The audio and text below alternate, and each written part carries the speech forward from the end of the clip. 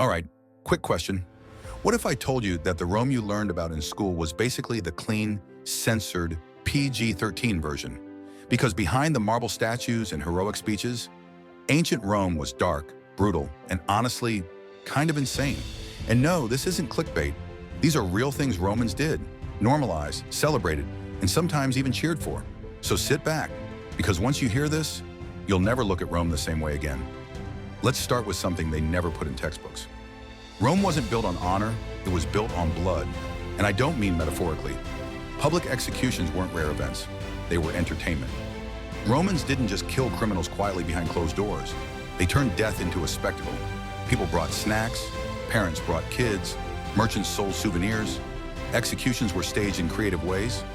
Criminals burned alive, thrown to animals, or reenacted as mythological scenes where death was the final act. Imagine watching someone die, and the crowd claps because the performance was good. That was Rome. And speaking of entertainment, let's talk about gladiators. Because no, they weren't just ripped warriors fighting with honor and respect. Most gladiators were slaves, prisoners of war, or condemned criminals. They were owned, bought, sold, and yes, some became celebrities. But that didn't make them free. A gladiator could be famous across the empire and still be legally considered property. Here's the part nobody likes to talk about. Gladiator blood was believed to have magical healing powers. Romans would collect it after fights. Some drank it. Others rubbed it on their skin to cure diseases or improve fertility. Let that sink in. People weren't just watching men die, they were harvesting them afterward. And if you think that's bad, wait until you hear about Roman medicine. Doctors didn't practice on volunteers. They practiced on the poor, on slaves, on people who couldn't say no. Human dissection wasn't illegal. It was inconvenient. So they experimented. Surgery without anesthesia, amputations with basic tools, trial and error on living bodies. If you survived, great. If not, well, science learned something. Now let's talk about power, because Rome loved power, and power loved cruelty. Roman emperors weren't distant rulers sitting on thrones. They were deeply involved in punishment. Some emperors personally decided who lived and who died.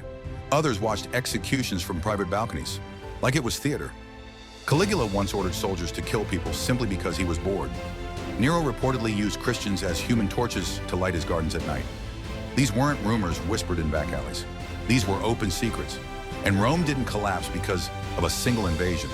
It rotted from the inside. Corruption was everywhere. Judges took bribes openly. Politicians bought votes with food and games. Laws changed depending on who you knew. Justice wasn't blind. It was for sale. And if you were poor, you didn't get a trial. You got punishment. Now here's one that really messes with people. Slavery wasn't just common in Rome. It was foundational. At some points, 1 out of every 3 people in Rome was enslaved. Slaves weren't seen as humans. They were tools that talked. Owners could beat them, brand them, execute them, legally. If a slave killed their master, every slave in the household could be executed, even if they had nothing to do with it. Why? Because Rome ruled through fear, and that fear extended into everyday life. Romans were obsessed with control, over bodies, over behavior, over appearances. Public shaming was a weapon. Women accused of adultery could be stripped of status overnight.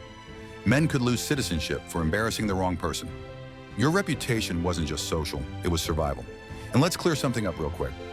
Rome wasn't secretly moral behind closed doors. It was openly excessive. Elite Romans hosted banquets where guests ate until they were full, then deliberately vomited so they could eat more. Not because they had to, because they could. Wealth was about display, and excess was power. Meanwhile, just outside those villas, people starved. And Rome knew. They just didn't care. The city survived by distracting the masses. Free grain, free games, free violence.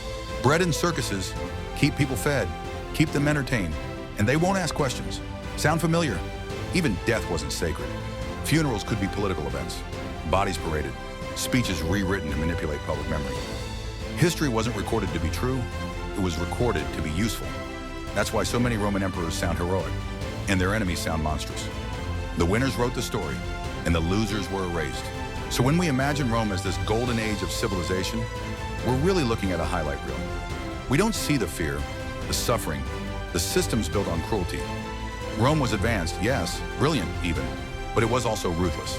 And that's the part they don't teach you, because it's uncomfortable, because it complicates the legend, because it forces us to admit something important. Great civilizations aren't always good ones. They're powerful ones.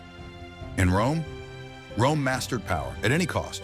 So next time you see a marble statue or a movie about noble senators and brave gladiators, remember this: behind the stone, behind the glory, behind the empire, was a world held together by fear, blood, and spectacle.